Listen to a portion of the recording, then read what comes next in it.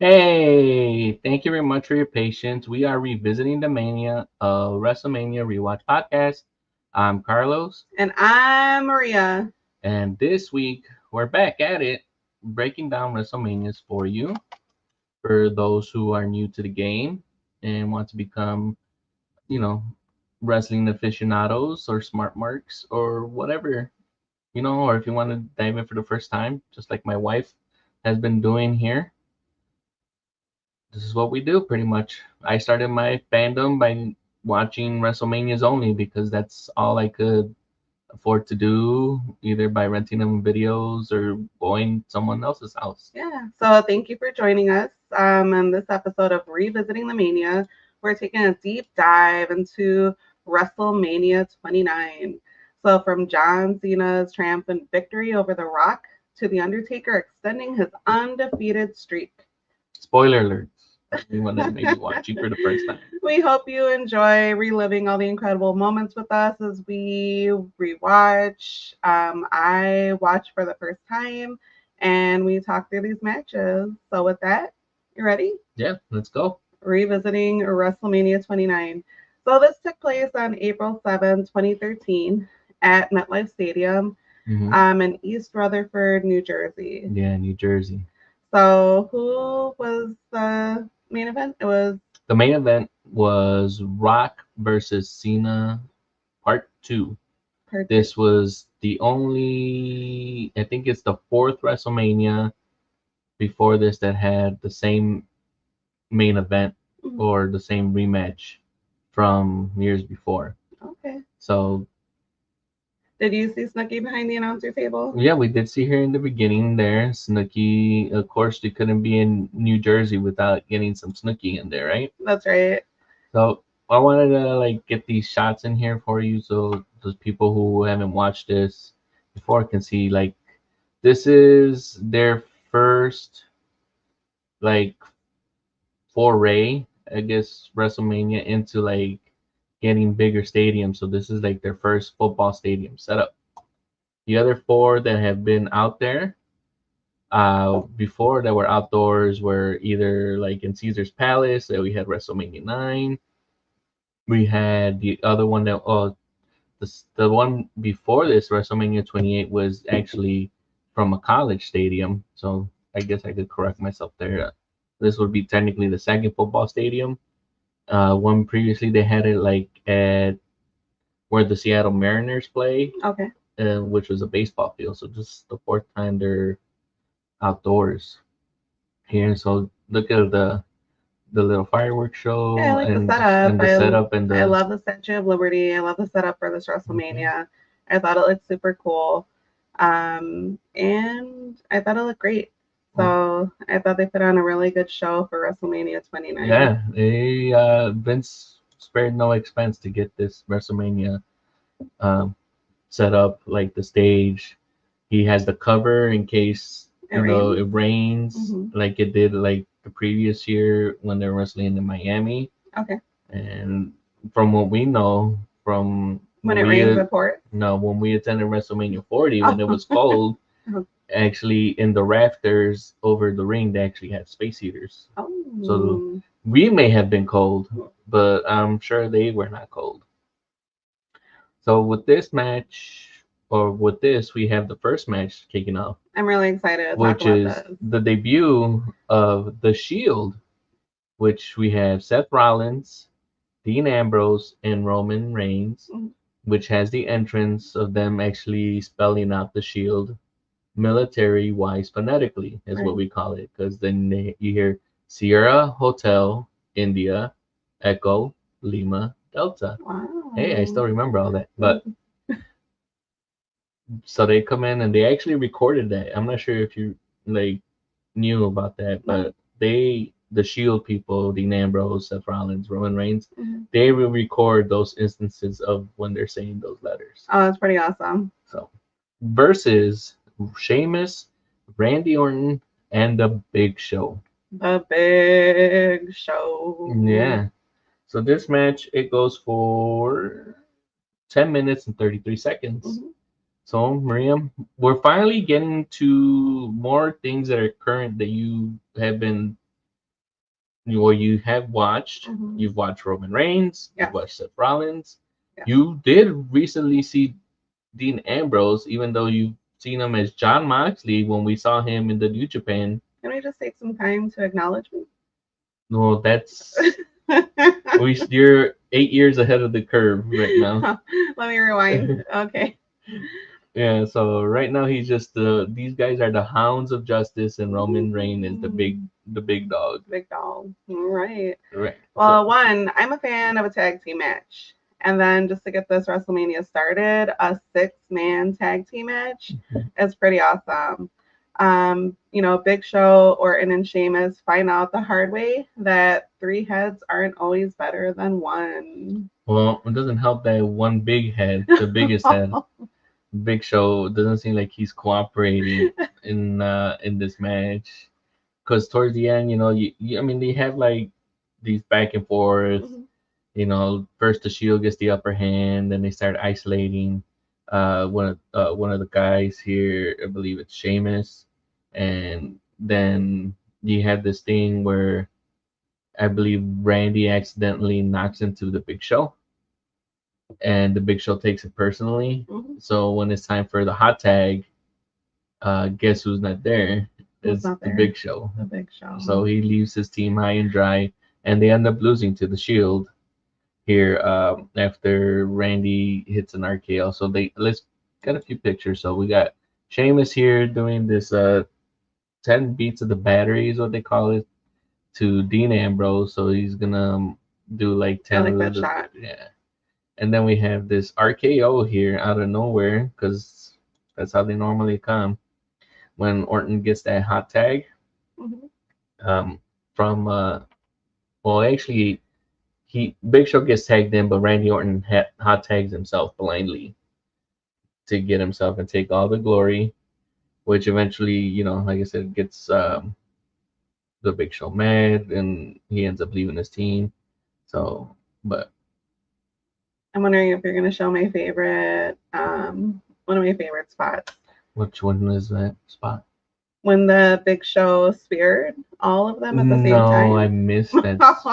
I was trying to find it, but I couldn't find it. All I could find was them celebrating at the end, because, like I said, the Shield ends up winning, but because of that hot tag that kind of got people rubbed the wrong way.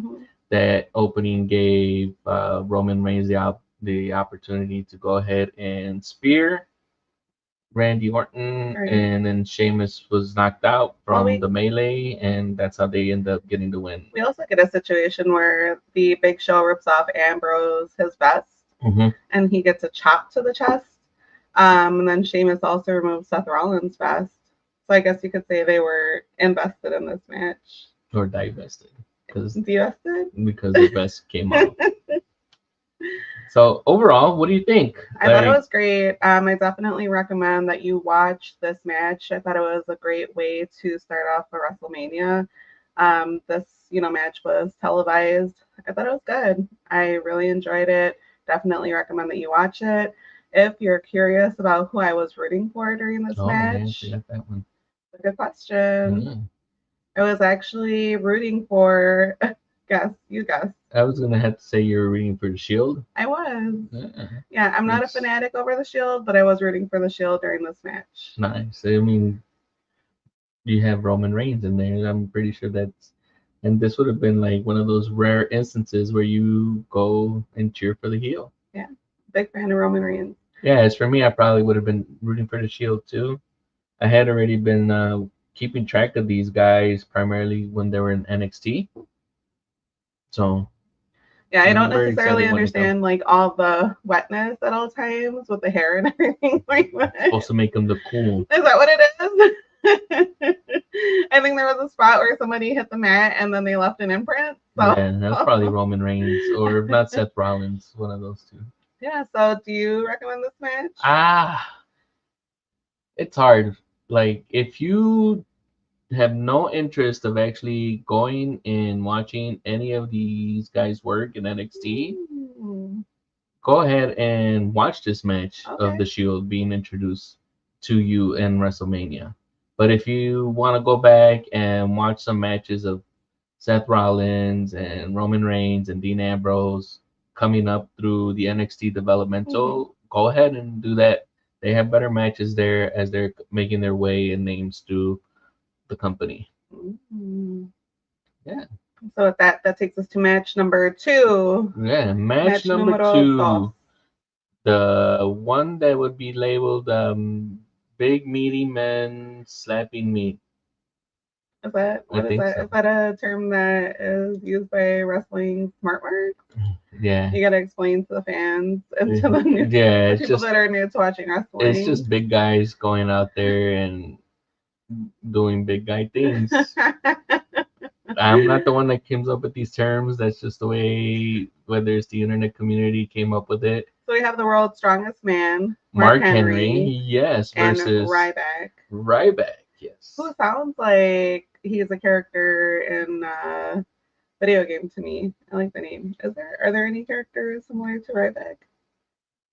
No. No? The way I would describe Ryback is maybe if there's wrestling fans watching now, or if people might have watched it back in the early 2000s, think of Ryback as like a super roided up Rob Van Dam. Okay. I could see that. Only not as athletic and not as cool. Oh, shit. So this match lasts a whopping 8 minutes and 2 seconds. I thought personally, again, I'm a big fan of Mark Henry. I like to see him work. But I thought it was okay. You know, this match was okay for WrestleMania, but when the dust settled, it was clear. You know, we see Henry coming with the win, but it wasn't just that great for me. What about you? So I remember this one was like Ryback was on a roll. He had that whole feed me more stuff. Yeah, I heard that. And that's why we got the feed me more. Mm-hmm. So it was kind of like a build like Goldberg, where Goldberg had like 67 wins with no losses back in his WCW days. That's pretty. So they were kind of building it like that. Okay. But I just don't know what else Ryback had besides, similar to Goldberg, where he just had a few moves. Mm-hmm. So if you're a fan of Ryback and you were dazzled by his immense strength or prowess, comment below. Let us know what you think. There's a few good spots in this match. So although it's not a favorite of this WrestleMania 29, we get Henry knocked out of the ring by Ryback a few times. And then, like you said, we get like a couple of bear hugs. We do. And it's like, you guys are big men. Yes. Why do we need you guys doing wrestles? So was it Mark Henry that was tired, or was it Ryback that was tired? If I was in the ring right now, I would need a couple of wrestles. So, for a match that was only 8 minutes. You think there were too many wrestles? Maybe, but I mean, Ryback was hot, like I mentioned, because you even hear the crowds chanting "Feed me more" a couple of times. He gives us a meat hook clothesline. He tries to do a shell shock on Henry, who grabs the rope. Yeah, which is I think this picture right here where he gets him up, and that's the part you were talking about. But that's impressive. Yeah, I mean, not only for Ryback, because he doesn't seem like he's being pulled down by him, right? But also for Mark Henry, because he was probably shitting bricks, like, oh, I hope this guy doesn't drop me, right? So, because this could easily go wrong somewhere, where he either gets dropped on his head on that rope, or he gets dropped on his head outside, right? So and then this match started off hot, where Ryback was attacking Mark Henry, but after this, get a spine buster from Ryback. Yeah, couldn't find that, but we do get that Mark Henry ends up winning on that particular match. That 8 minutes and 2 seconds. We would have liked for Ryback, and it should have been to something that Ryback should have won. Oh, well, this have made him 63 and 0? No. That was when I mentioned the 67 and 0. That was like Goldberg when he went on that streak. I'm like off by the person and off by the number. Yeah. But it's it was weird because he was being built in Ryback at this time, and you figured that he would be going for a title. So for him to lose to Mark Henry kind of was weird. And then he's the face, like he's the good guy. Right. So for him to attack Mark Henry post match and actually get his moves off, like that spine buster you mentioned, and then he does the shell shock, which was what he was attempting to do here, where he has him on his shoulder and then parades him around before he drops him. Was weird. I agree with you. So it kind of like threw off everything at that point, where I was like, I don't understand where they're doing with this. Yeah, you're like, where are they going with this? Yeah, and with this, it's kind of weird because, like, after this, Mark Henry answers. John Cena wins. Okay. If for those, we'll break that down, right? We mentioned he beats The Rock. So the next day, John Cena being the people's champion now, or being like, out now there like, I'm the fighting champion, because that was his whole thing with Rock. Like, Rock's never here. Rock's in Hollywood. We need someone to defend the title, which is something similar that Cody Rhodes said about Roman Reigns. So, but John Cena does an open challenge, and guess who answers the open challenge? It's Mark Henry.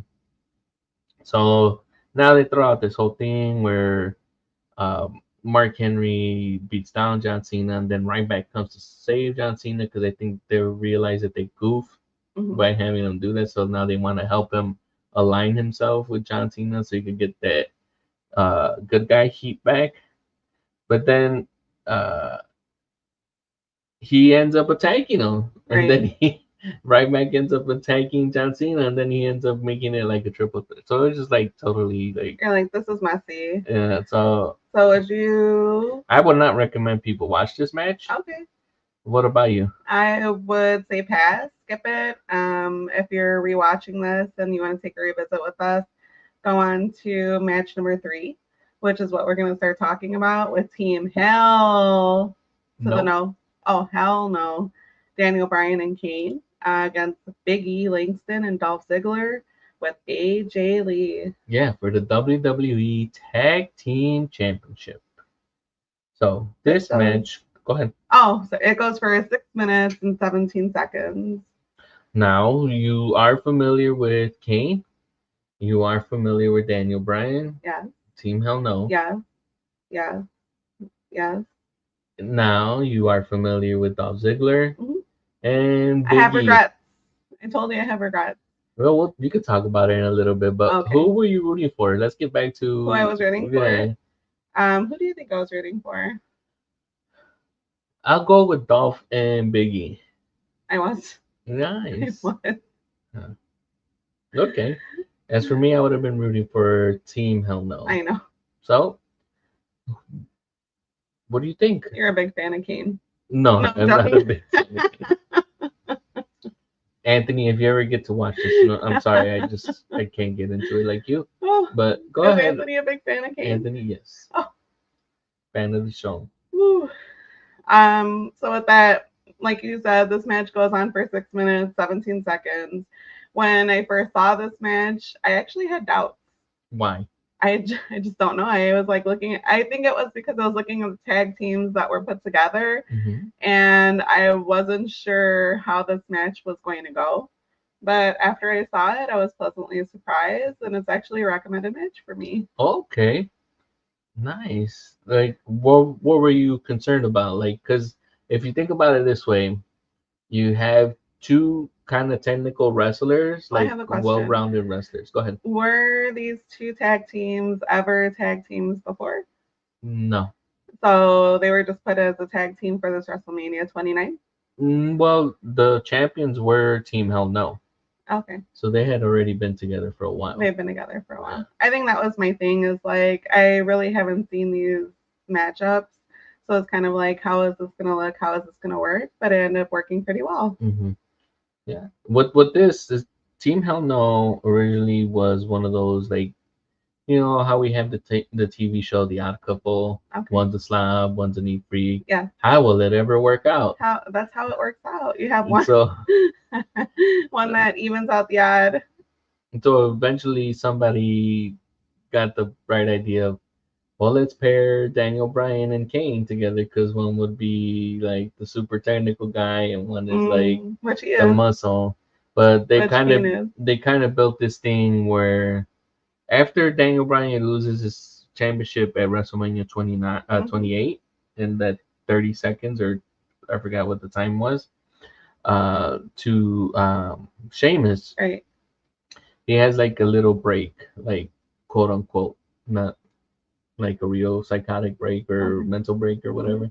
So he needs to seek mental health help With the storyline. with the storyline, right? With the kayfabe. And Kane also has anger issues, and he needs to. As he should, because isn't he like the brother of? Yeah, he's a brother the Undertaker. Of the Undertaker, and the Undertaker is yeah from hell. So no, they're like, what is that? Technically, well, that's the thing I didn't understand with The this whole underworld? the whole Undertaker. If the Undertaker is from like parts unknown and he's supposed to be evil, Yeah. where's Kane from? Is he also from parts unknown and supposed to be evil? So how can you be more evil than evil? I believe it. It's out there. So that was the whole thing. I just didn't understand with that whole thing. But with this one, so with the way that these guys get bonded, they go to a therapist and then they work through the issues. Oh wow! And things this like is that. all part of the kayfabe. Yeah. Oh. And then they end up winning the championship, and it goes from there. So Dolph Ziggler is. Sounds like a fun storyline. Did you like it? It was okay. I thought it was okay. Yeah. Like I didn't feel like they needed to do that shtick to have them see a shrink, quote unquote, for them to resolve any issues to work as a tag team. So, but who am I? I don't book anything. I don't make up storylines, right? Well, with that, I mean, I think they found out pretty quickly that Team Hell their teamwork was no joke. Yeah. So to begin, I like the little callback that we have here because at the beginning of the match with Bryandanielson and Sheamus, right, AJ Lee gives Daniel Bryan a good luck kiss. His on-screen girlfriend. Yeah. And then right here, we get AJ Lee kissing Dolph Ziggler. Don, don, don. As a good luck kiss. Wow. So I like this type of building, like little Easter egg or a callback. Okay. To things that have been done in the past with with the characters on screen. Right. So this was good. So right away you're like, oh my God, is he gonna lose right away? But no, he doesn't end up losing right away. Bryan kicked Ziggler, and you thought that he was gonna win as he rolls him up, but no, Dolph Ziggler kicks out, and then we get Daniel Bryan kicking him like this, and then even though it's no on his tights, as you can see, that's a good spot. Yeah, everyone's going yes. So he's still over it with the yes movement, So eventually, So what did you think of how far this match is starting out? I thought it was great. We see Big E throw Ziggler his Money in the Bank briefcase. Yes. And we see some good strikes. Like we talk about Daniel Bryan, he has like really good technical wrestling, which I definitely appreciate, like from him as a wrestler. And Dolph Ziggler too. And Dolph too. Yeah. And then we get a good choke slam by Kane, like you mentioned. He's that big and strong guy. So there for the stroke. The choke slam. Yeah. I almost said stroke slam. Oh man, I think that's a different show. But you have the counter. The Big E's supposed to be Dolph Ziggler's muscle, so it was a good I thought it was. Thing here. So would you recommend this match? At first watching it, I would recommend this match, like, because it's 6 minutes. It's a short match. Right. If you have not watched anything, and you want to know about Dolph Ziggler and Big E, which we're still hoping that Big E is able to recover and get back into the ring. Right. Really don't care about Kane, but with Bryandanielson, as he's known here, or Daniel Bryan. They keep changing his name, so I get confused. Really? Yeah. In the WWE, he is Bryan Daniel or Daniel Bryan, but in like everywhere else, like Ring of Honor and the Indies and in AEW, he's Bryandanielson. Oh, okay. So I would do the same. But yeah, if you have never watched any of those matches like that they had before, and just to go see like this particular match, pretty much you can see why Vince eventually rewards Dolph Ziggler with the championship. It was always like in the back of everyone's mind that this would have been the WrestleMania, or this particular WrestleMania would have been where Dolph Ziggler cashed in, whether because he won the Money in the Bank championship, or Right. the stipulation, the contract. So he could have cashed in against Del Rio. He could have cashed in against John Cena. Right.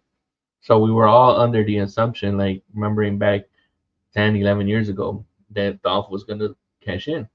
He does cash in eventually, but once you have this Money in the Bank briefcase, you are gonna get pushed, whether you. Which I will say, I am a fan of seeing fans just like us, carrying those Money in the Bank briefcases. I'm really impressed with the way that they look. They look really good. And so, I mean, does that mean that I get to steal your contract and cash it in for something? I don't know. I thought you were gonna say, does that mean that I can get a Money in the Bank briefcase? No, they started like personalizing those now, I guess. So people would always carry these briefcases, right? Whether they were gonna use it or not. And there was this one time, I don't remember if it was Dolph or somebody else, but they kept the briefcase and it was always dented in. Wow. But they never did anything with it. So now I think from either last year when Damian Priest had it, he had his personalized, so it was purple because the Judgment Day had the purple as primarily the purple and black as their colors. So we're digressing, but that's the whole thing. It's like what we expected. So if you ask me if I expected Team Hell No to lose to Dolph and Big E, no. Yeah. And that's what happened. Dolph and Big E end up losing, what and a Team picture. Hell No ends up winning. And he looks all exasperated. His mouth is all open.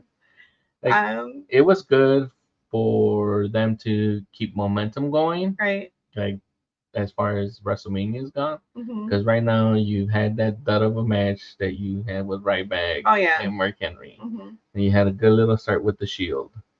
So right now we started high, we got a little bit low, we got a little bit high, and then we have this. I agree. Ziggler might steal our hearts and the show, but Team Hell No stole the win for this match. Yeah. So that takes us to match number 4, which is the introduction of Fandango versus a returning Chris Jericho. This match goes for 9 minutes and 11 seconds. Oh, yeah. So, Maria. Yes. We have Chris Jericho back. You are familiar with him? I am familiar with him. And sometimes his complaining. Yeah. And now we have Fandango. Who... Isn't it the name of a service, like a streaming service? Yes. It's I guess it's a streaming service. They bought out Voodoo. The CDs? No, not CDs. Oh, okay. Like the movie streaming site Voodoo that used to be owned by Walmart, or maybe Walmart. Yeah, but Fandango wasn't a DVD. No. Oh. We're thinking about Redbox. Oh, okay. But yeah, Fandango is here to steal our hearts and dancing the night away. No. Oh. Okay, wait. Are you a fan of Fandango? No, I'm not a fan of Fandango. Are you a fan of his wrestling? No. Are you... Okay, so let's start off with saying what I love. I'm a fan of the song with the da-na. No. Da-na-na-na-na. No? That song makes me... Like, nothing makes me, I guess, irate as listening to that song for Fandango. Well, you should hear it from the Monday Night Raw after Mania, because it was a really hot song. I know, I remember. So. And so, what do I love? I love Jericho's coat, and I love his wrestling gear. So you said that I've actually said this before that I love his coat. Yes, when we went to go see, I think we went to go see a Monday Night Raw, and Jericho was still wearing And I was like, that light up coat. like, I love, if I find the pictures, I'll post it. like, I love that coat. Yeah. But, I mean, are you really telling me after watching this match that Y2J's veteran savvy couldn't outdo Fandango's footwork?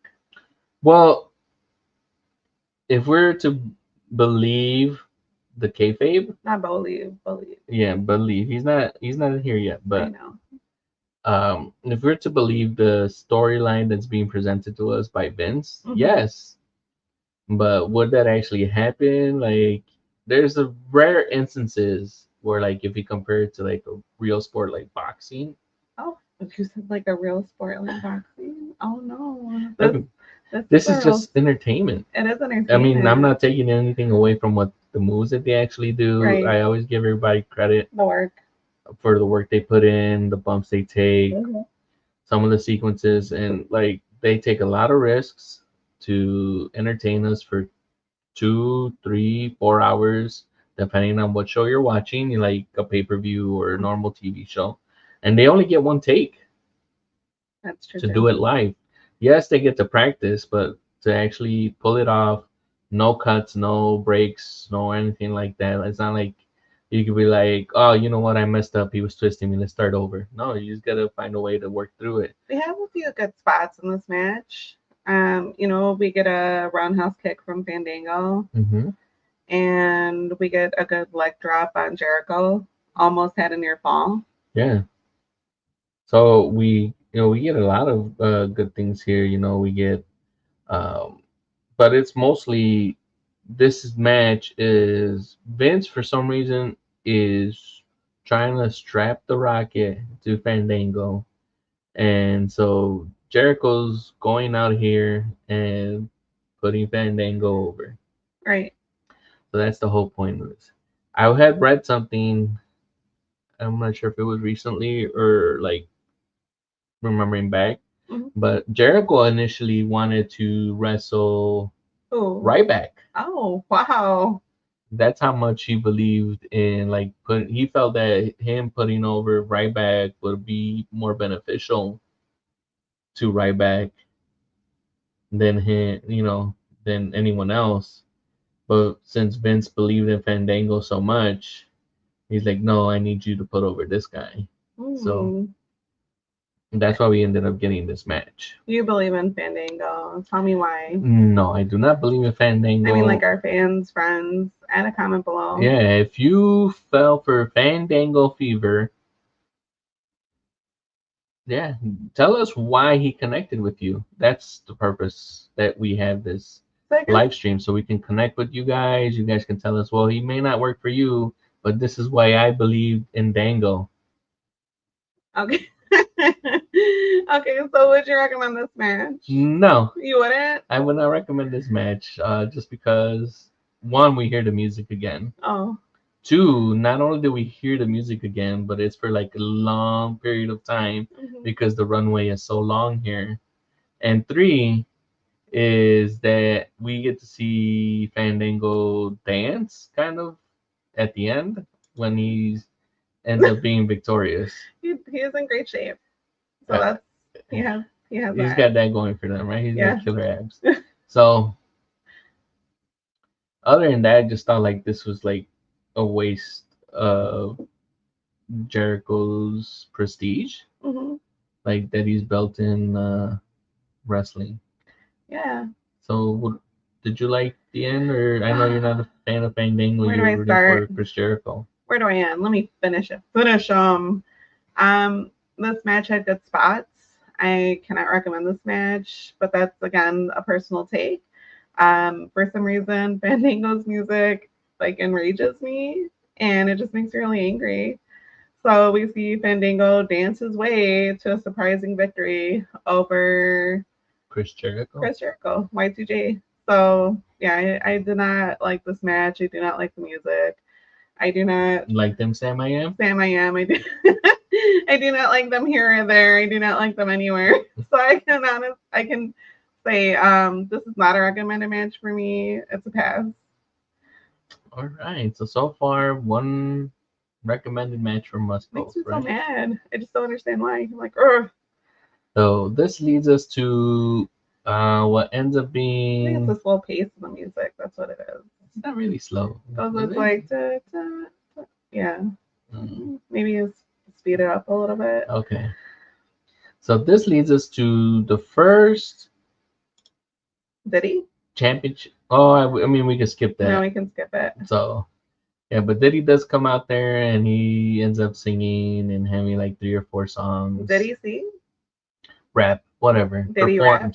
He performs. Did he do something? Yes, he comes out and performs. So with that takes us to this match number 5 with Alberto Del Rio. So you're a big fan of Albertodelrio. Yes, I am.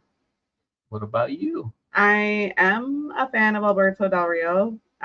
He comes out with Ricardo Rodriguez, and he is wrestling against jackswagger. Yeah. With he also brings out Zeb Coulter, also known as previously as Dutch Mantel.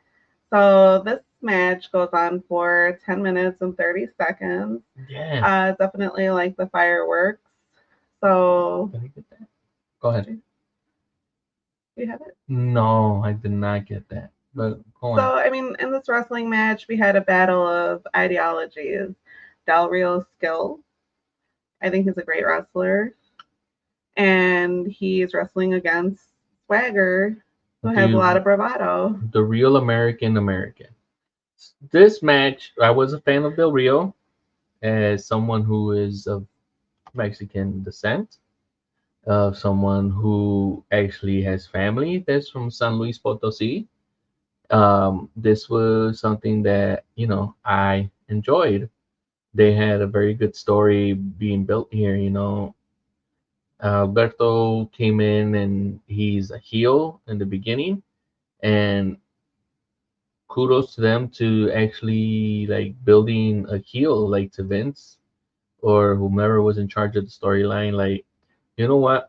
Let's go ahead and build this where Alberto is the face, and they like build this whole thing where Alberto Del Rio and the video package has this thing where he's like, I may be from Mexico, but I am American made.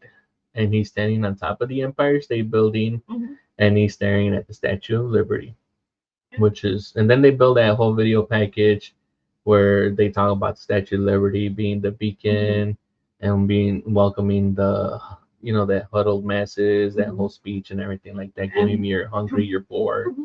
And if you haven't gone to Statue of Liberty, it's definitely a must see. I know it's one of those things where people are like, oh, this is a tourist attraction. There's so many touristy people, like so many people there. It's so crowded, but it's like one of the best experiences that I think we've gone to. Yeah, just to take a break from like breaking down wrestling, just going there and knowing like everything that you had to go through as an immigrant. You go through like if you're taking a ship from like the United Kingdom, from France, from Italy, from you're back then, ships were the only way to travel, and you're going on this ship for like maybe 3, 4, depending on weather, maybe up to like 6 weeks at a time, and you don't know if you're gonna survive the trip. And then you get here and you don't understand the language. They don't understand you. No. And then they process you in this big courtyard hallway first, and then we got to see the little rooms that they stayed at, like tiny beds. Yeah, so the situations they had to stay in, and that's just getting here. Then actually staying here, and then trying to fight for survival and make a living and a life for you and your family, or just yourself if you came over alone. I mean, it's just we all have stories. Grandparents, great grandparents, great great grandparents, and it was just something.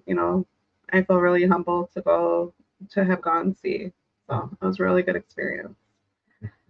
But with that, get back to breaking down this match. So we have the heel and we have the face, which normally people would think about it the other way, especially people who are fans of Jack Swagger and Zeb Coulter. Mm-hmm. You know, they would be like, "No, he's my face, and he Alberto's the heel." Right. So, how did you look at this? Who were you rooting for? I was rooting for Alberto Del Rio. Again, definitely a fan of the wrestling, and also, of Mexican descent. A fan of him as well. He's just a really good wrestler, and he's a longtime wrestler as well. So I was looking forward to seeing him in this match. Mm-hmm. Was this the recommended match for you? It seems like story-wise, you feel like it should have been built a little bit better, like in the ring, psychology-wise. Like this match,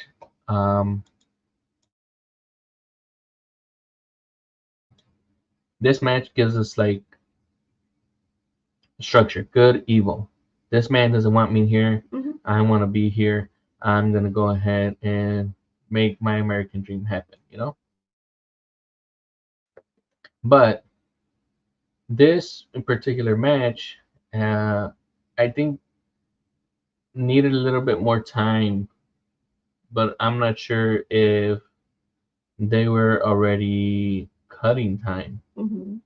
Because the first four matches, they're not long. The only one that goes past the 10-minute mark is the first match, I believe. Yeah. So this match barely goes over 10 minutes, and you figure that for a match that's for the World's Heavyweight Championship, that it should go a little bit longer. Oh. See, the duration was short.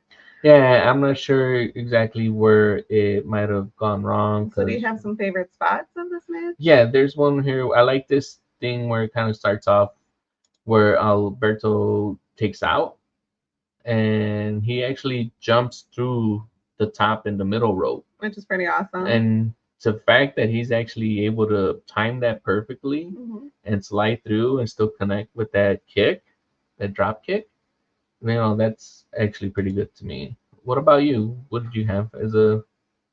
Well, we have a couple of, we see Swagger try to do his Patriot lock a few times. Yes, which is an ankle lock from Kurt Angle. Oh, that's a good callback. We're definitely fans of Kurt Angle. Del Rio doesn't submit.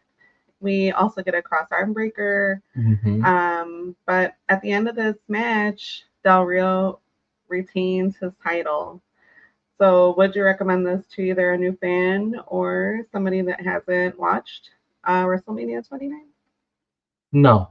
No. I would not recommend anyone to go back and watch this match. Like, as good as a worker as Del Rio is, there's like some kind of disconnect. And I'm not sure if it's Del Rio unable to work with Jack Swagger. Yeah. Or if it's just Jack Swagger on his own. Okay. Because Jack Swagger has had this issue throughout his career where they build him up, but he's just like not able to perform good enough, like, or long enough, or things like that. They even like recently tried to get him to, they signed him at AEW, and the only gimmick that got hot for him is that he found a purple bucket hat, and he's like, "That's my hat." So he just came around wearing a purple bucket. Does it work for him? Or? It worked for him. It got people talking for like a couple of months, but like the win here, it goes to Alberto Del Rio. Right. He ends up winning. He ended up making him tap. Now let me ask you something here about this. Alberto's billed as 6'5". I can see that. 260 or something like that. Right. So, do you think that this man should have the finisher primarily be a submission hold? I think we could do that arm breaker. Because as much as I like Alberto, that was my whole thing where I was like, he could have had a better finisher. He could have had a bit better finisher. They give him like this backbreaker, which they call like the backstabber, which is just basically you grab the guy from behind, and then point your knees up into his back. Oh, I need one of those right now to stretch out this back. So. But you're like, he could have had a better finishing move. Yeah, that's like my thing on why I feel like Alberto didn't like completely like get embraced on it. Like he's a very technical sound wrestler, and he does a lot of like he knows when he should be a heel and a face. Right. And when he's like, I think he's third generation, or this was second generation. But his whole family are wrestlers, luchadores in Mexico. So it's not like he is not technically sound or anything like that. Right. But you're like the finishing move could have been better. Yeah, because it gives you more options. It helps you build out a match better. Because then if you're only looking for the submission hold as your finisher, right? Then you got to think of ways of getting it creatively to it. Like you're building out, you're pointing out the map, you're mapping out your match, and you're like, well, is this where I turn you, or this where I do like a flip and then I get into the armbar? Yeah. You're looking into things like that. But if you incorporate a better finisher, then you can find ways to do that. Just like where we end up getting it with Randy Orton. His finisher is the RKO, right? And it can happen in any type of position. So even though some people help him out, like it's him bolting forward, like the most recognizable form is just like someone diving into his arms and him just guiding him down, right? To give him an RKO. But there's different variations for you to do that particular finish. Right, but this one you're kind of like stuck in a situation where you have to get into that position to do that finishing move. Yeah, I hear you. So what about you? You would recommend this match? This is not a recommended match for me. I like the intro. The storyline really grabs your attention, of course. You're either like on one side or the other. Again, I definitely enjoy his wrestling. But with that, I can't recommend this match to you. I'd say skip it. And with that, we're going to take you to one of the best matches of this WrestleMania 29. Yeah, well, if you put a gun to my head to just choose one match to watch at WrestleMania 29, it would be this match, the match of CM Punk versus The Undertaker. Don't forget Paul Heyman. And yes, with Paul Heyman in his corner, CM Punk and Undertaker had this match for 22 minutes. It's a good duration. Yes. And I was not bored at all during any point of this match. Yes. I definitely love the intro, which I think you have a photo of that. I didn't get the one where the Undertaker? Phil, but I do get the Undertaker. The Undertaker. What an entrance is this, right? It looks super cool. Super cool. You had the lightning and everything from the Titantron, as they used to call it, in the background. Right. Calling back to his other entrances that he had before, lightning strikes and things like that. You get the music. But I like this incorporation of the hands coming out. That's pretty cool. Right? Yeah. To reach out and touch him and grab him down and things along those lines. I also like the Undertaker's hair in this match. So he has a new hairstyle. Yes. And then here we have CM Punk waiting for him to come down the ramp. That's a great photo. Right? Yeah. I mean, that's a perfect spot. So also, rest in peace. Paul Bearer, right? Yeah. Who was one of my favorites to see during an Undertaker match. So yeah, that man was very gifted, and from being able to do his voice inflections, and then just he was able to own that character of Paul Bearer, and it was great to actually see them do this match. I think, if I remember correctly, they were actually trying to incorporate him in this feud, and unfortunately he had passed away. Yeah, he passed in 2013. Yeah. How can you not enjoy watching The Undertaker defend his 20-0 winning streak? Yeah. How can you not? I mean, I was so excited to see this match. This had great build up. This had pretty much CM Punk being the heel, using the urn, dumping the ashes from the urn over the Undertaker, and pretty much throwing the urn that supposedly held the ashes of Albert. Right. Maria, it's safe to assume that you were with the Undertaker on this. Sorry, Phil. I'm rooting for the Undertaker all day. Yeah. And for me, as much as I love the heel work Of here CM Punk. of CM Punk, yeah, it's just with the Undertaker, like, because you're thinking about the big plan where it's the streak. Mm-hmm. So it's like I just didn't feel that Undertaker would lose to CM Punk. Mm-hmm. So That's true. Undefeated. yeah, that is something that I always felt that the Undertaker should actually continue undefeated at WrestleMania. Yeah, I Even think it's though just one of those things. he debuted in Survivor Series, Mm-hmm. you know, he thrived. His character thrived At at a WrestleMania. WrestleMania. So Yeah, we just saw him in WrestleMania 40, yeah, where he popped out, just popped up out of nowhere. which was like one of the best parts of that WrestleMania. I mean, Yeah. how excited was I? I know you were super excited. I think Yeah. everybody was screaming I because have they're just video like, of it what? too. I don't think I showed you that video. We're So like, unbelievable. Did yeah. you think he was going to show? I did think he was gonna show. The only because he had already been there. Yeah. But I didn't think he was actually gonna show up in this match because or in the WrestleMania 40 match. Mm-hmm. Not this match because obviously he is in this match. Right. But it was always rumored that they wanted Stone Cold to come out. Ooh, okay.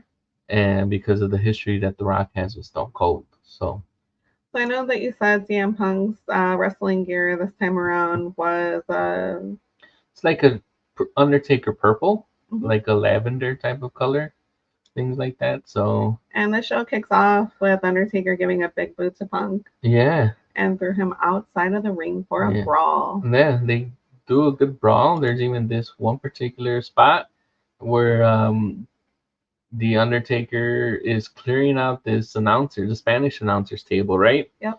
And he's gonna give him the last ride, but CM Punk manages to get out of it. Yeah. And he was it an elbow, back elbows, or he super kicks him, and the Undertaker just kind of jump flops on top of the table. Right. Yeah, that was really funny. And so, then CM Punk goes back in the ring, and then he jumps from the apron all the way to the top turnbuckle before he delivers this Macho Man inspired elbow. The table doesn't break. I believe the table's supposed to break in this spot, but it doesn't break. But that doesn't take away from what great of a spot I think this was here.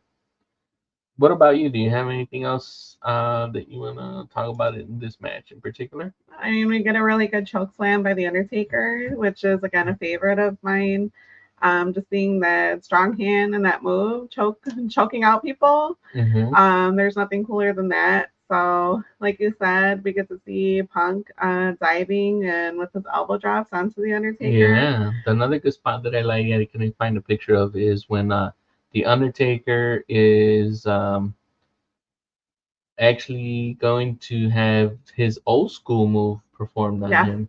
CM Punk, manages to do the rope walk, and he actually drops the elbow. So it was good to see that. There's another move that CM Punk does on here where I'm not sure how familiar you are with his moveset, but the Undertaker usually grabs someone's arm and then he puts his shoulder into that guy's shoulder. So he actually does that particular move too. And then he attempts to do towards the end, he attempts to do his own tombstone, and that ends up costing him because that's where it ends up where the Undertaker reverses it on him, and we get a tombstone, and he delivers his own tombstone. And the Undertaker gets a little bleedy. Yeah, he does, and we get this. He gets the pin and the win here, and the Undertaker continues his streak. 21-0. Yeah, what did you think? I thought it was awesome. This was one of I think it was a highlight of this WrestleMania.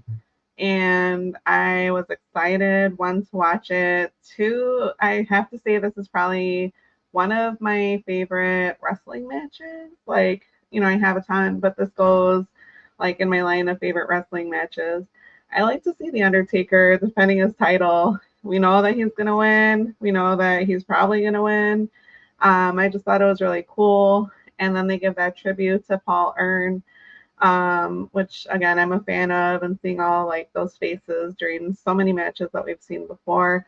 I like the fireworks at the end, like the introduction with those hands coming up from below. Mm-hmm. So I cannot recommend this match enough.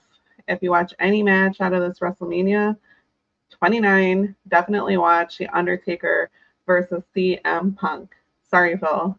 It was good to see The Undertaker win. Yeah, definitely echo what you're saying. I greatly approve of someone going out there and carving out 23, well, maybe 24 minutes of their time due to the entrance of The Undertaker taking a little bit longer. But if you do not see CM Punk's entrance that he has with in living color playing him into the show, just fast forward a little bit and watch The Undertaker because it's a pretty good entrance here.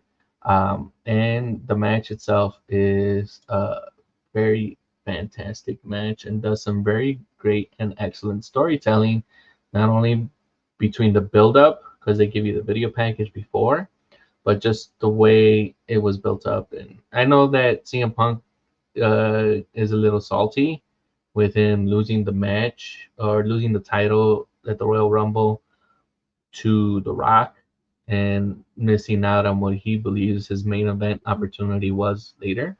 But I think this was a better like trade off for him. Like he may not have gotten a real official like main event match at a WrestleMania, but this is a match that I feel that pretty much stole the show. Yeah, I think there is nothing more iconic than a match with The Undertaker. Mm-hmm. I can imagine, like, how many times have you seen The Undertaker wrestle against, like, the best in wrestling? This this is a great match. And with that, This earns it earns all the accolades it receives. Okay. Oh. So with that, we go into match number 7. Match number 7 of the night, which has Triple H. Brock Lesnar with Paul Heyman. He's doing double duties. He just came from helping out CM Punk against The Undertaker. You were rooting for Triple H, weren't you? Yes, I was. I was not rooting for Brock Lesnar. You were cheering for Triple H too. I had to. Okay. And this Shawn Michaels wasn't wrestling in the ring just for a little bit. We get some sweet chin music from him towards the end, but yeah. So this match goes for 23 minutes and 55 seconds. No holds barred. No holds barred. If Hunter loses, then he has to retire. Forced to retire. Yeah. So we get this monstrous entrance for Brock Lesnar. Brock. And then I couldn't get the other one with Triple H coming out here. Mm-hmm. But this is the thing where they say that Triple H suffered some second-degree burns from the dry ice. There are a couple of injuries during this match. During this WrestleMania. Mm-hmm. So there's that, and then later I think The Rock also has some torn muscles too. So we could definitely get into it more in the breakdown. Right. So what did you think? So this is 23 minutes and 58 seconds. Okay. And we see our cerebral assassin outsmart the Beast incarnate. You say that Triple H is not only a brawler, but he also has like technical wrestling. Mm-hmm. I saw this as more of like a brawler match. Yeah. And then we see Shawn Michaels wearing some like fishing man boots. Yeah, so some type of wading boots, right? What was going on with his outfit or his wading boots? Let us know, because I'm not quite sure what that was. I thought this match was okay, because when you think about it, you're like, what better wrestlers to see, or like what kind of better characters to see than like a Triple H, a Shawn Michaels, a Brock Lesnar. Like, this match should be excellent. And maybe if you were there, you also agree, but I don't. I thought the match was okay. What about you? Yeah, I thought this match was like maybe something you might see at a different type of pay-per-view. Maybe not at a WrestleMania, but like maybe like at a Hell in a Cell or Elimination Chamber match or something like that. Something like I know this match is personal Mm-hmm. because of the build-up, but this match just felt like it's out of place. And then it felt more out of place because it just had a banger of a match right before. Yeah. So once again, we would call this the death spot. And Yeah. so Hunter, once again, he's like, I'm gonna be able to work through this. And he's like, oh my god, CM Punk and Undertaker just Well, it felt like the audience was also a little bit gassed after just seeing like that stellar match, yeah. So the steam was out, the air out of the balloon, and it was just kind of a little lackluster after what we just watched. Yeah, they start off hot in this match. They try to brawl like to get everyone's attention. And like Triple H throws Brock Lesnar to the security wall and then into the announcer table. Yeah. And then I have this glass today with some sweet chin music because we got to see some sweet chin music we during did. the match. Yeah. Yeah, but with who? Paul Heyman? Yeah, Paul Heyman takes a nice kick to the face when he tries to interfere in this match. And then he's out as soon as he was in. Yeah. So I thought this match was fine. If you watch it, cool, but it's definitely not a recommended match for me. Were you said this is a pass for you too? Yeah, this is a pass for me. Like they have like a lot of things that they try to build here. Not but it's not like all wrestling based. It's all primarily through like uses of additional things. Mm-hmm. Like we had the steel steps being incorporated here by like, They make their way in the ring. yeah, this is the thing where security won't, but like Brock uses these on the outside. We see him toss And him then he onto it tosses inside of the ring. yeah, he tosses those steps inside and then he uses it inside of the ring too. They're all good shots that you have. And then and then like we have this whole thing where Brock is using this like armbar type of hold that's called the Kimura because he was in UFC and it's an actual like lock type of like not to be confused with submission hold. Kimura, who is one of my favorites. And Kimura Lee, no, it's Kimura, Mura Mu. Oh, okay. So yeah, so we have here lots of times where it's either Brock in this hold, Hunter has Brock in this hold for I think I counted for like maybe a good 2 minutes before like they start incorporating the steel steps that are inside. Right. So then he starts doing it. Well, Brock gets up from this position. He powers him up, and then he slams him onto the steel steps. Mm-hmm. It was like a gentle slamming. And then they try to do that spot because Hunter holds on to that Kimura lock still, and they try to do the spot again. Right. And then when Brock picks him up, Hunter shifts himself a little bit, and it kind of looks like he's shifting him to hold on to that move. But the way they're trying to sell it is even the announcers weren't sure, but they said that he manages to reverse it to get a DDT. Ooh. So then they show the replay and things along those lines. But then eventually Hunter goes back to a sledgehammer and then he pedigrees Brock on top of the steel steps. Wow. Yeah. And I mean, with that, we get the pin and the win. And he puts down the beast, securing his WrestleMania legacy. Shout out to Hunter, Triple H, Hunter Helmsley, the third. I don't know if he's the third. No. what was his like fancy? Hunter Hearst Helmsley. Okay.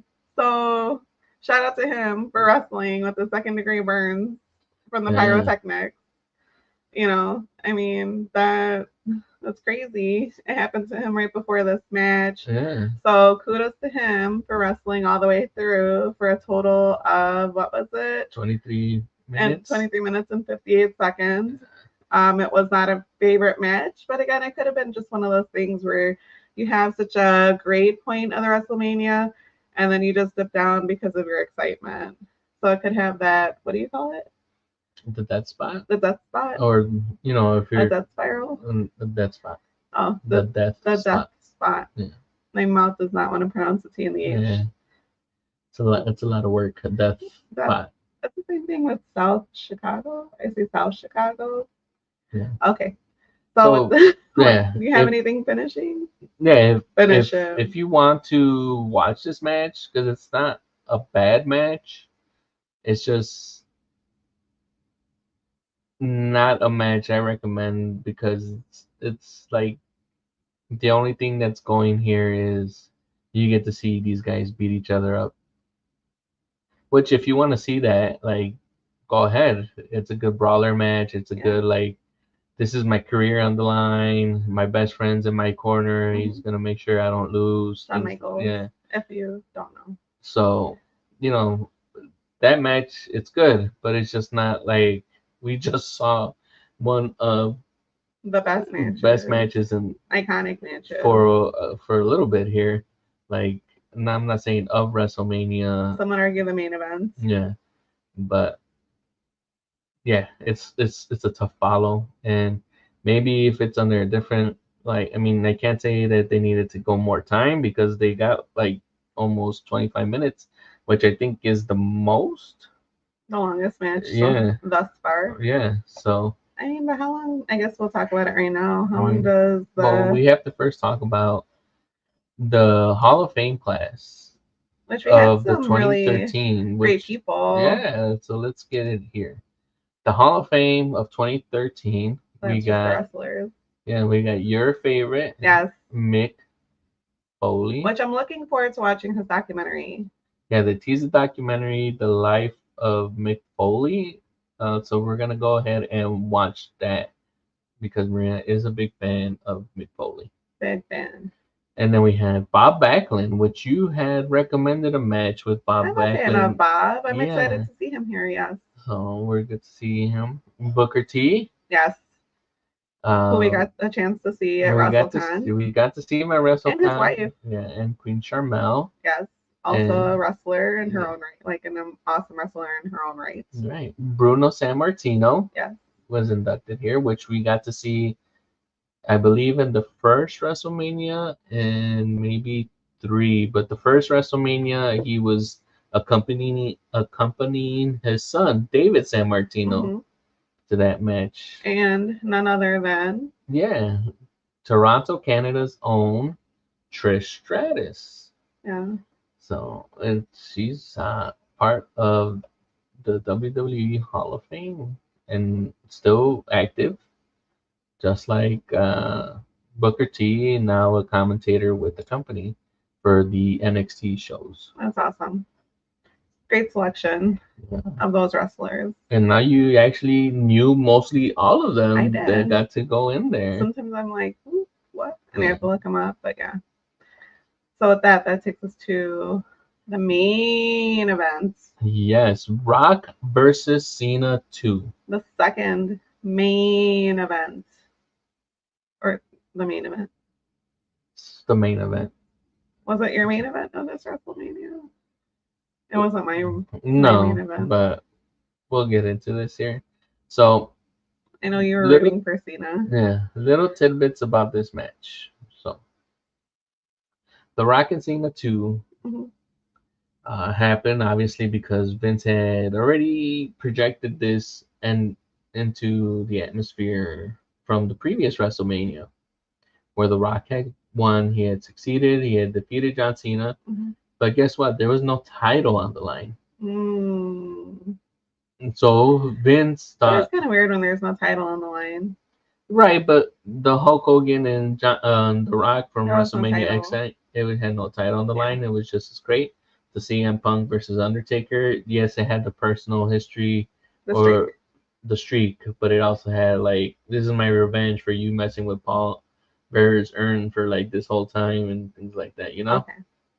So if you build the feud right, during the TV time and things like that, you don't need a belt. And the match last year, 28, or the previous WrestleMania 28, right? It didn't need it. No, and we still got I think a good decent match for we them. did. Yeah. So we have been saying, you know what, if this is gonna be the main event, I need a title for it. Mm-hmm. So when The Rock comes back, he defeats CM Punk from his 434 days as being WWE champion Right. and takes the belt from him, Mm-hmm. which made CM Punk a little bit upset Mm-hmm. because he was looking forward to main eventing a WrestleMania. If there's anything we all have heard from CM Punk is that he's wanted to main event a WrestleMania so much that he actually pitched that, you know what, how about I don't lose to The Rock at the Royal Rumble? Mm-hmm. How about I still hold on to the championship, but we make this a triple threat match where it's me, The Rock, and John Cena During WrestleMania. at a I think I WrestleMania. would have preferred to have seen that But actually. here's the other thing. Well, I mean, not like to negate him versus the Undertaker, but I wouldn't have minded seeing that match either. But it wouldn't have been like a traditional triple threat match. You know how a triple threat match, whoever gets first pinfall wins. Okay. So it would have been an elimination one. So if I pin you, then you're eliminated, and then I get to go one on one with whoever's left. Mm-hmm. So I think that probably would have worked the elimination style. Right. But I think I still would have preferred it being just like traditional triple threat one. Okay.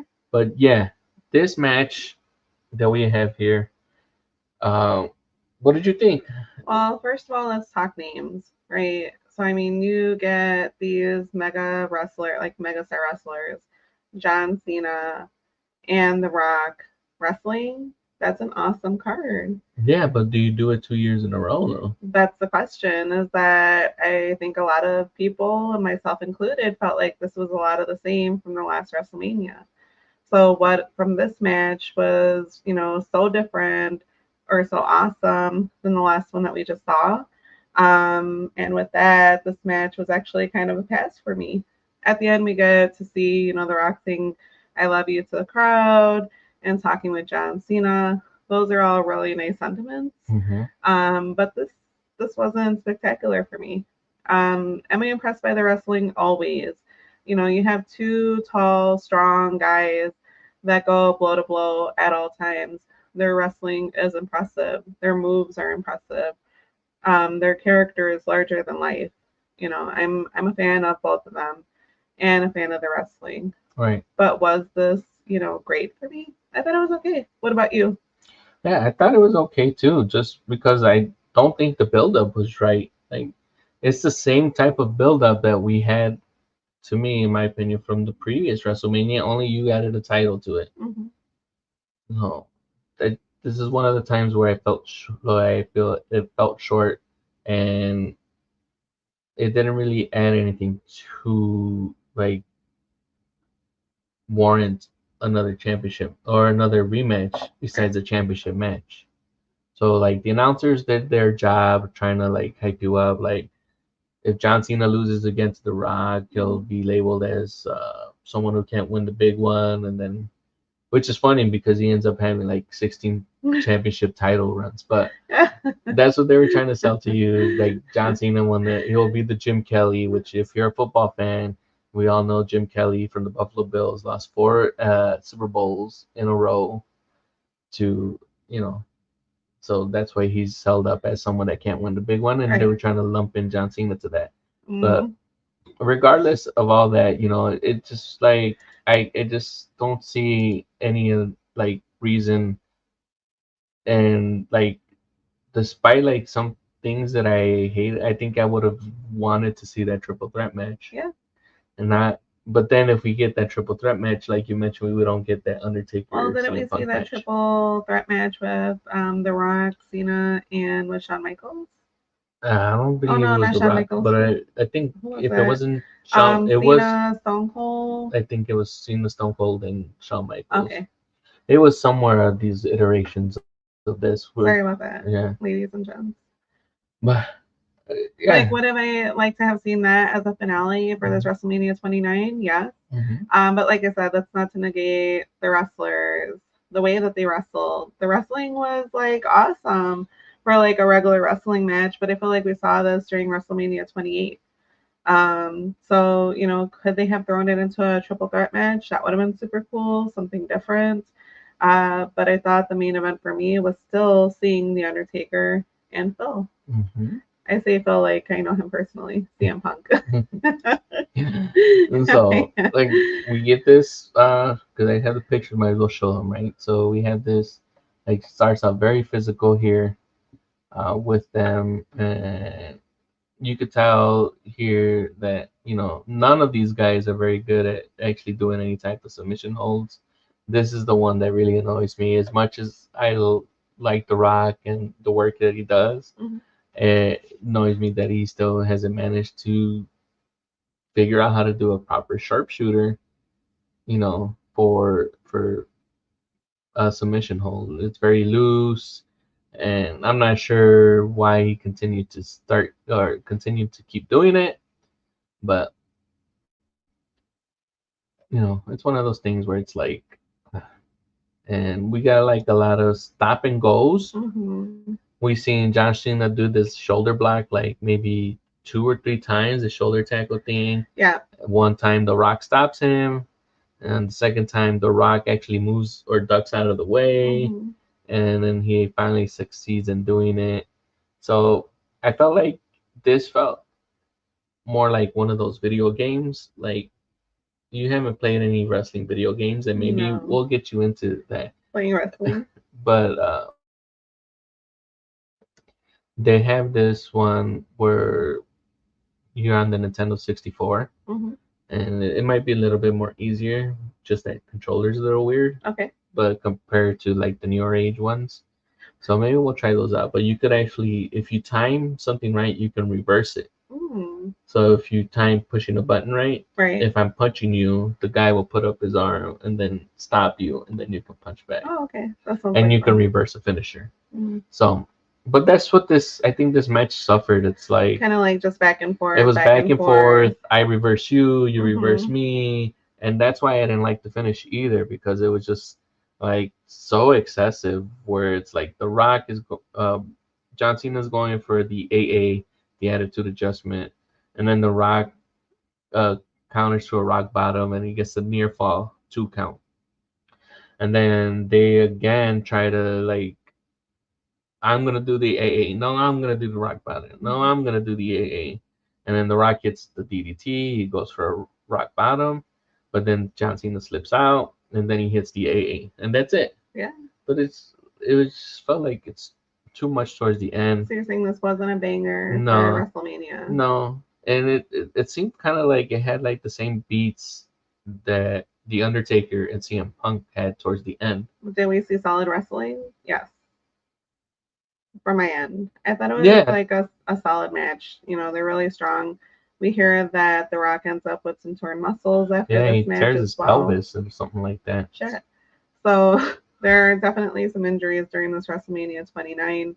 But with that, this main event was a miss for me. Even though we see his Cena's hustle, loyalty, and respect finally dethrone the Great One. Yeah. The dethroning was okay. And then we get the celebration at the end where John Cena has the title and he talks to The Rock. You don't know what they're saying, but it ends with a handshake and a hug. And then Cena has the title in his hands, like we see here, and then eventually. What's a Chicago handshake? It's a drink. That's where you're the Malort and a beer. Yeah, I haven't had that. You've had Malort. I've had Malort and I've had a beer, but not together. Yeah.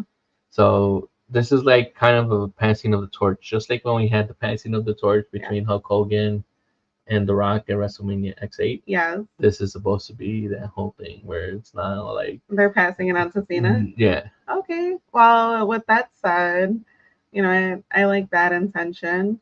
But much like Malort, I can't say that bad taste in your mouth. I can't say that this match is highly recommended for me. But this, do you have any final comments on that match? No, I just don't recommend that people go out and watch this match. I don't feel like it adds anything to the rivalry of a John Cena and The Rock that the first match didn't add or introduce to you in WrestleMania 28. If anything, we should probably had another match.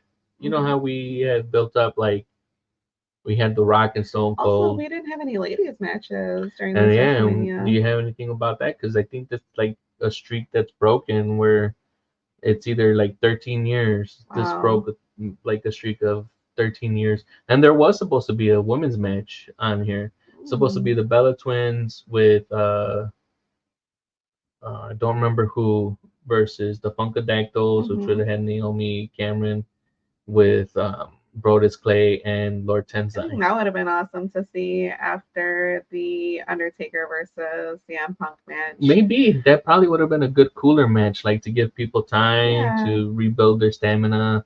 Yep. But I think they had already like as fast as those first 5 matches had gone, they had already, I guess, built too much time, like where they were like, we can't throw you out there without it being like a 4 or 5 minute match. Right. Even though there is like lots of dead air time when they're like filming and hyping up things, we got like a Rock Cena build like 3 times, like a video package, like 3 or 4 times in this pay-per-view. Right. So maybe they could have done a little bit better, but so it was good.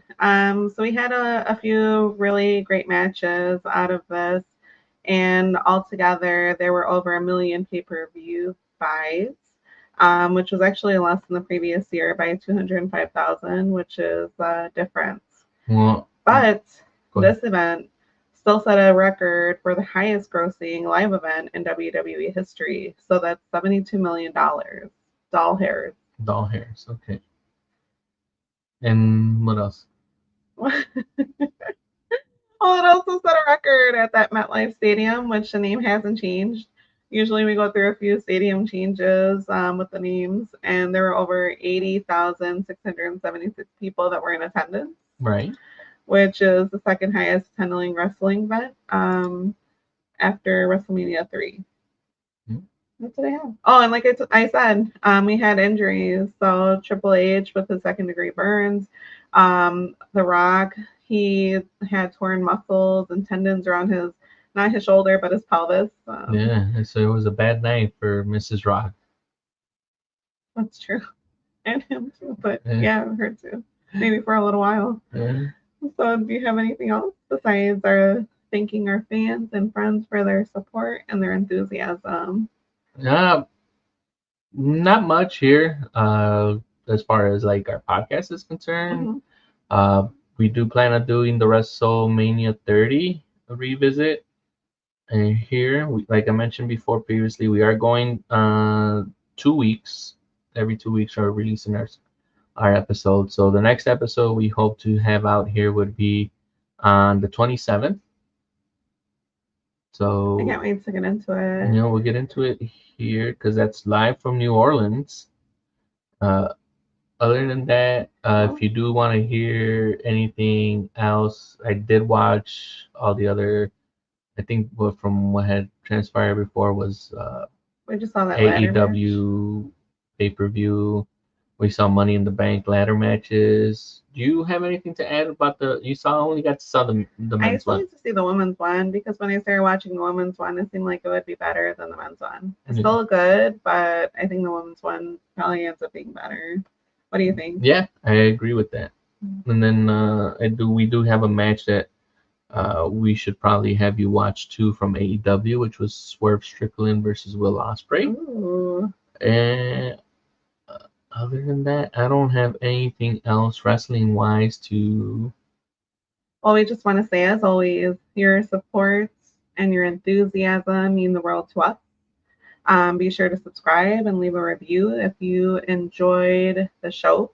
And don't forget to follow us on social media for updates and behind the scenes content. Yeah, for X, we are Revisiting Mania. For Instagram, we're Revisiting Mania.